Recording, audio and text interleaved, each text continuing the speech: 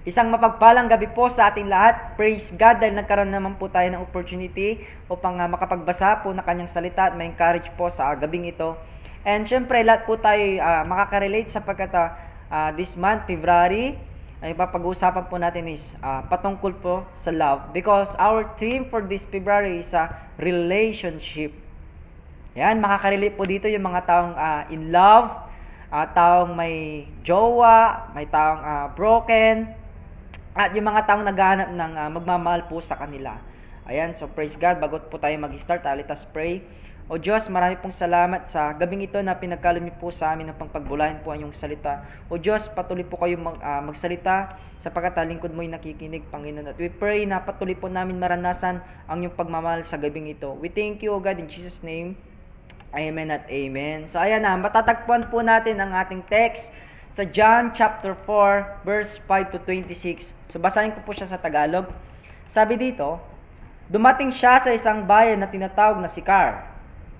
Malapit ito sa bukid na ibinigay ni Jacob sa kanyang anak na si Jose. Dito matatagpuan ng balon ni Jacob dahil napagod si Jesus sa paglalakbay, umupo siya sa tabi ng balon. Halos katanghalian na noon. May isang Samaritanang dumating at umigib ng tubig. At sinabi ni Jesus sa kanya, maaari bang makiinom? Wala nun ang kanyang mga alagad dahil sila'y bumibili ng pagkain sa bayan. Sinabi sa kanya ng babae, ikaw ay Hudyo at Samaritana naman ako. Bakit ka humihingi sa akin ng inumin? Sinabi niya iyon sapagkat hindi nakikialubilo ang mga Hudyo sa mga Samaritano. Sumagot si Jesus, kung alam mo lamang kalooban ng Diyos at kung sino itong humihingi sa iyo ng inumin, ikaw ang hihingi sa kanya at bibigyan ka niya ng tubig na nagbibigay buhay. Nagsalita ang babae, Ginoo, malalim ang balong ito at wala ka namang pansalok. Saan ka kukuha ng tubig na nagbibigay buhay? Ang balong ito ay pamana pa sa amin ng aming ninunong si Jacob. Dito siya umiinom, gayon din ang kanyang mga anak at mga hayop. Higit ka pa ba sa kanya? Sumagot si Jesus, ang bawat umiinom ng tubig na ito'y muling mauuaw. Ngunit ang sino mang uminom ng tubig na ibibigay ko sa kanya ay hindi na muling mauuaw kailanman. Ang tubig na ito na ibibigay ko ay magiging batis sa loob niya at patuloy na bubukal at magbibigay sa kanya ng buhay na walang hanggan. Sinabi ng babae, Ginoo, bigyan po ninyo ako ng tubig na iyan upang hindi na ako mahuhaw ni pumarito pa upang sumalok muli. Umuwi ka at isama mo rito ang iyong asawa, wika ni Jesus. Wala akong asawa, sagot naman ng babae. Sinabi ni Jesus, tamang sinabi mo, wala kang asawa, sapagkat 5 ng iyong naging asawa at ang kinakasama mo ngayon ay hindi mo asawa. Totoo nga ang sinabi mo. Sinabi ng babae, Ginoo, palagay ko ay isa kang propeta. Dito sa bundok na ito ay sumasamba sa Diyos ang aming mga ninuno, ngunit sinabi ninyong mga Hudyo na sa Jerusalem lamang dapat sambahin ng Diyos. Sinabi naman ni Jesus, maniwala ka sa akin, darating ang panahon na sasambahin ninyo ang Ama, hindi na sa bundok na ito o sa Jerusalem. Hindi ninyo kilala ang iyong sinasamba, ngunit kilala namin ang aming sinasamba, sapagkat ang kaligtasan ay nagmumula sa mga Hudyo. Subalit dumarating na ang panahon, at ngayon na nga, na ang mga tunay na sumasamba sa Ama ay sumasamba sa Kanya sa Espiritu at sa katotohanan, sapagkat ganyan ang uri ng pagsambang ninanais ng Ama. Ang Diyos ay Espiritu, at ang mga sumasamba sa Kanya ay dapat siyang sambahin sa Espiritu at sa katotohanan. Sinabi ng babae, nalalaman ko pong darating ang Misaya, ang tinawag na Kristo. Pagdating niya, siya ay magpapayag sa amin ng lahat ng bagay na iyan. Sabi ni Jesus, akong kausap mo ngayon ay iyong tinutukoy. Praise God sa kanyang salita. And syempre, ang ating topic po natin sa gabing ito is falling in love with Jesus. Wow! So, syempre, tayo na bilang tao, na-try na natin ma-fall sa iba. Or na-try na natin makaranas ng pagmamahal sa iba. Syempre, kapag nakaranas ka ng pagmamahal o mahal mo yung isang tao, syempre, ibibigay mo yung best mo. Tama ba? So, ayan, kahit na may ginagawa ka, mag-effort ka na makausap siya kasi mahal mo siya. Tama ba? Kung may papagawa siya, gagawin mo kasi mahal mo siya. Okay? So, ayan, ang first point po natin is the unexpected encounter. Siguro sa buhay natin, meron tayong unexpected na encounter sa ating buhay. May mga bagay tayo na hindi natin inaasa na may encounter natin. Tama po ba? So, itong babae na to, mapapag-usapan po natin siya. This woman came to Jacob's well to draw water, but she did not come when all the other women came. So, nagtataka ako bakit hindi siya nakikipag-alubilo o nakikipagsama sa ibang mga babae para umigib sa balon na iyon. Siguro dahil hopeless siya or dahil naiiya siya dahil syempre nabanggit dito sa verse na meron siyang 5 asawa at meron siyang isang kinakasama sa oras na iyon. Siguro naiiya siya na itong babaeng ito kabit naman nata to, or di kasi nasabi kung anong story, or baka naman iniwan siya, or baka naman niluloko siya. So naiya siya na pumunta na alubilo sa mga ibang mga kasama niyang umigib doon. And ang nakakaano dito is unexpected kasi umaga siya pumupunta doon, and in that moment tanghaling tapat siya pumunta.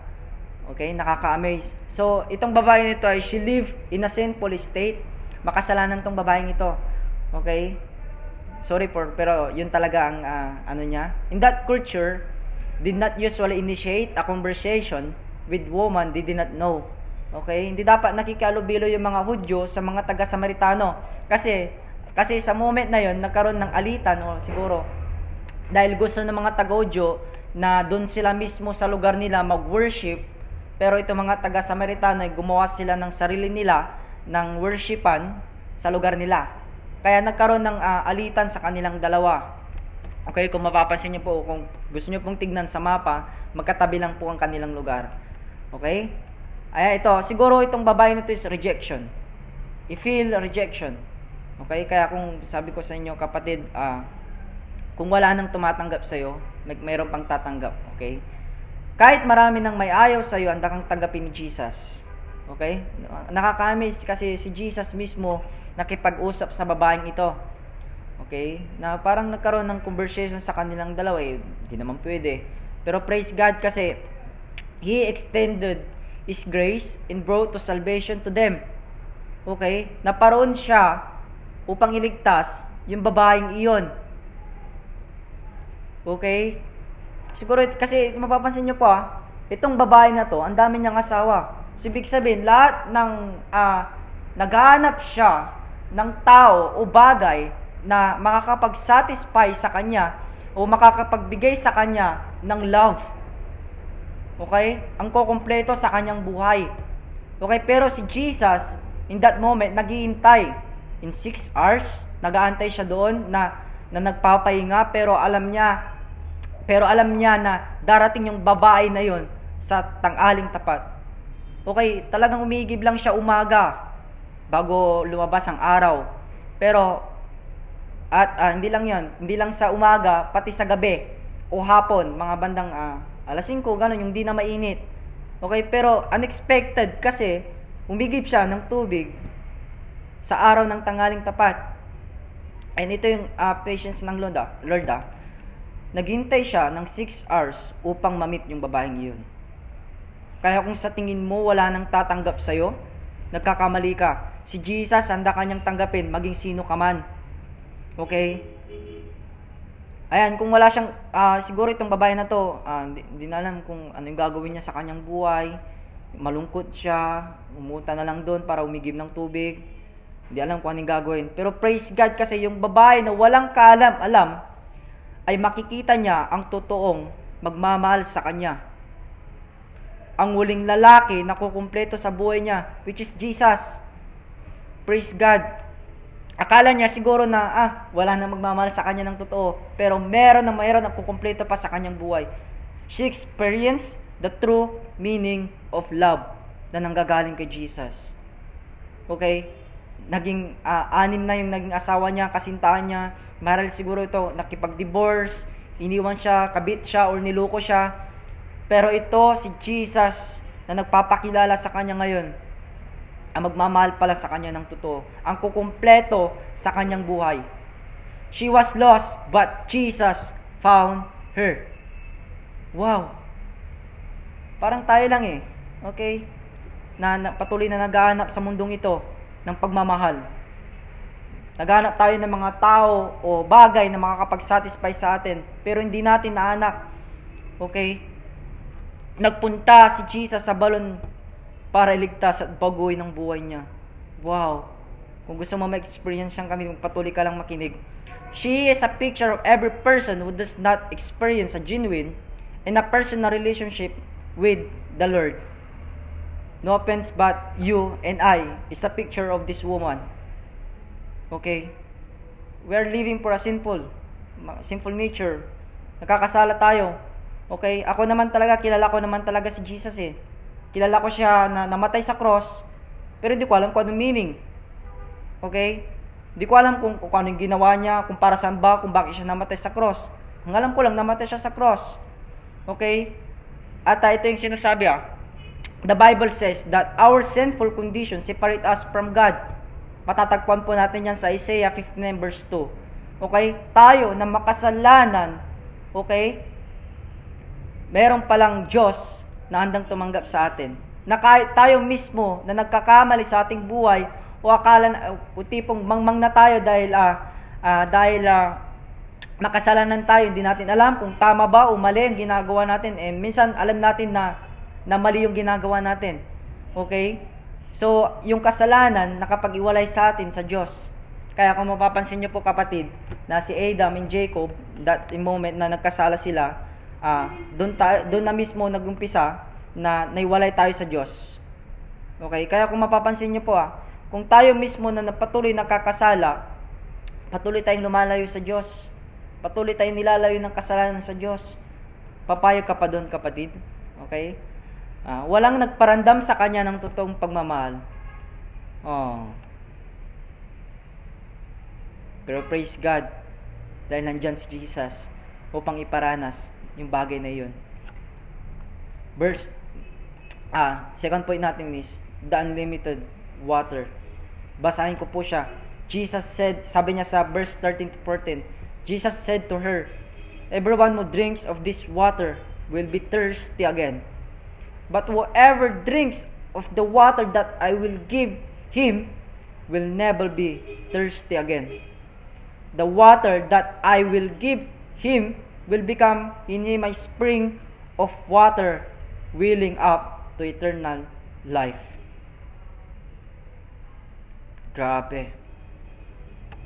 Na yung pabalik-balik siya sa well na yun. Araw-araw umigib siya. Pero nandyan si Jesus na magbibigay sa kanya ng source ng living water, the eternal life. Jesus makes two claims for those who drinks this living water. Number 1, they will never thirst. Hindi na muling mauuhaw. Number 2, they will have eternal life. Okay? Sabi ng babae, naamis ako. Sa sinabi ng babae, nagpakumbaba siya. The woman said to him, sabi niya sa verse 15, Sir, give me this water so that I will not be thirst again or have to come here to draw water. Are you desperate for this? Are you thirsty? Are you desiring for this water? Sabi niya sa Revelation 22 verse 17, the Spirit and the bride say, Come. Let anyone who hears this say, Come. Let anyone who is thirsty come. Let anyone who desires this drink freely for the water of life. Wow. When you accept Jesus, the Lord will come upon you, o the Holy Spirit isa upon you. Okay, doon ka na magkakaroon ng pagbabago sa buhay. Yung tipo na inaanak-anak mo yung mga makakapag-satisfy sa'yo ay kay Jesus mo lang pala matatagpuan. Sabi ko dito, a person without the living water as a dehydrated soul. Ano ba yung pinagkakabalan mo ngayon, kapatid? Naghahanap ka ba ng totoong magmamahal sa'yo? Naghahanap ka ba ng makakapag-satisfy sa'yo? Kapatid, I'm telling you, kay Jesus mo lang mahanap yun. Hindi ka totoong masaya sa kung anong meron ka ngayon. Yes, hindi ka totoong masaya na kung ano yung nakamit mo ngayon. Siguro may mga times, sabihin na natin lagi na may mga times na feeling okay ka, nakangiti ka sa mga kaibigan mo, sa family mo, o sa schools, sa mga classmates mo, nakangiti ka kasi feeling mo talaga ayaw mo ipakita na malungkot ka, nakangiti ka. Okay? At alam ko na hindi ka masaya sa araw na to, especially kung wala si Lord sa buhay mo. Naghahanap ka ng tao o bagay para masatisfy ka, but for sure, mabibigo ka, mapapagod ka, at masasaktan ka. Kasi hindi mo matatagpuan sa mundong ito. Okay? Ang makakatalo lang sa rejection ay acceptance. Walang tumatanggap sa'yo, andyan ang Diyos para tanggapin ka. Okay? Siguro, ikaw, sa mismo nararanasan mo sa family mo, rejection ka, hindi ka nila tanggap, okay? Lagi kang sinasabi na wala kang mararating sa buhay. O maging sa mga kaibigan mo, nararanasan mo to, yung mga bagay na to, kaya naghahanap ka na lang ng ibang bagay na makakapag-satisfy sa'yo, pero nabibigo ka. This world may fail you, but with God, He will never fail you. Ano ba yung hinahanap mo, kapatid? Gusto mo pa ba ng water na ito, na tubig na ito? The living water? Okay, sabi ko dito, sabi sa Luke chapter 9 verse 10. For the Son of Man came to seek and save those who are lost. Tayo mismo lost. Ligaw, walang mapupuntahan. Pero Jesus came to save us, gaya ng nangyari sa babaeng ito. Okay, naparito siya upang iligtas yung babaeng yun na hindi niya alam kung ano yung mangyari sa kanyang buhay. Okay? Sabi niya sa John 3:16, For God so loved the world that He gave His only begotten Son, that whoever believes in Him should not perish, but have everlasting life. For God so loved the world, meaning, kung sino man nakatira dito sa mundo, lahat tayo, ibig sabihin, mahal tayo ng Diyos. Okay? Hindi posisyon, hindi kotse, bahay, pera, makakapag-satisfy. Maraming mga mayayaman, malungkot. Maraming mga tao na nakamit nila yung pangarap nila pero malungkot pa rin sila. This because may kulang sa kanila. Ang source of life. Okay? Sabi ko dito, the only one who can truly satisfy our hearts is the one who made it, Jesus. Ito yung gusto kong sabihin sa inyo eh. Na yung moment na hindi natin alam yung ginagawa natin, siguro nagpapakabisi na lang tayo, pero alam ko sa puso mo na hindi ka masaya. Those that thirst and go on drinking will thirst no more. Tanggapin mo si Jesus. Siguro ikaw ikaw rin patuloy kang nire-reject, patuloy kang naghahanap ng pagmamahal sa iba, hindi mo nahahanap. Kapatid, dito na yung chance para makilala siya, Jesus. Okay? And as a testimony, ako mismo nakaranas ng bagay na yan. Feeling okay lang ako, feeling masaya ako. Mismo sa family ko, hindi ko natatanggap, hindi ko nararamdaman yung totoong pagmamahal. Kaya wala na akong pakialam kung ano yung mangyari sa kanila dati. Okay, umiinom ako. Akala ko masaya ako sa alak. Napapakasaya ako sa alak. Umiinom ako. Akala ko yun yung makakapag-satisfy sa akin. Nakikipagkaibigan ako, masaya ako sa kanila. Sa family ko naman, malungkot naman ako. Pero hindi ko akalain na mamimit ko pala si Jesus. Naka-addict ako sa games. Hinahanap ko yung makakapag-satisfy sa akin pero hindi ko pala nahanap. Akala ko okay na ako eh. Akala ko masaya na ako sa bagay na yun. Pero praise God dahil nakilala ko siya. Tinanggap ko siya. And every time na pumupunta ako ng church, every time na nagbabasa ako ng kanyang salita, mas lalo kong nararanasan yung pagmamahal na nagmumula sa kanya. Kaya I'm here na patuloy ako nag-share, patuloy ako nagpapagamit sa Diyos dahil hindi ko ma-contain yung pagmamahal na natatanggap ko sa Kanya. Patuloy itong dumadaloy. Okay? May mga moment na palamura ako, palaaway ako, kilala ko ng mga teachers ko na ganito yung ugali niyan. Loko-loko yan. Okay, kilala ko ng mga teachers ko na ganito, walang patutungan, di naman ako nag-aaral. Okay? Pero praise God, na-meet ko pala yung Diyos na makakapag-satisfy sa akin. For our conclusion, ikutin mo man ang sulok ng mundong ito, hindi mo mahanap ang makakapag-satisfy sa'yo. Okay? If you will come to Him, He will save you. Sabi sa Revelation 3 verse 20, "Look, I stand at the door and knock. If you hear my voice and open the door, I will come in and we will share a meal together as a friend." Knock, present tense, active voice. You just keep on knocking. He waits until you open the door. Okay? Hinihintay niya na papasukin mo siya sa iyong buhay. You want that kind of source of living water?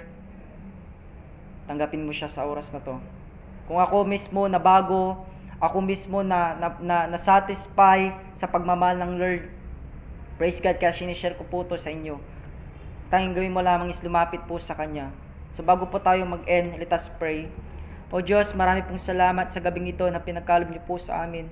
We pray na patuloy niyo po, Panginoon, na patuloy na palambutin, patuloy na maranasan po namin ang iyong pagmamahal sa oras na to. O Diyos, nabigo po kami, asugat po kami, broken po kami sa kakahanap, napagod po kami sa kakahanap, Panginoon, na makakapag-satisfy sa aming souls, O God. Pero praise God, O God, dahil nakuha namin, nakita namin ito sa iyo. Marami pong salamat, O God, na ibinigay niyo po sa amin na libre, Panginoon. O Diyos, we pray sa mga taong, O God, na broken. Ayan niyo, Panginoon, na mas lalo po nila maramdaman ang iyong pagmamahal sa oras na to. Sa mga tao, Panginoon, na naghahanap ng magkakapag-satisfy ng kanilang mga puso, sa kanilang souls, O God. I pray na patuloy po niyo po silang yakapin, patuloy niyo po silang, O God, na pumasok sa kanilang mga buhay, O God. Marami pong salamat. O Diyos, we pray na patuloy po, Panginoon, na mas maranasan namin yung pagmamahal na nanggagaling po sa inyo. O God, patuloy niyo po kaming baguhin. O God, sa pagsama niyo po sa amin, patuloy niyo po kaming linisin, Panginoon. Marami pong salamat. O Diyos, ikaw pong siyang itataas sa mga nakikinig po sa oras na ito. Pagpalain niyo po sila. O God, paranas niyo po, Panginoon, yung mga hindi pa po nila na-experience sa oras na ito. We thank you, O God. In Jesus' name we pray. Amen at amen.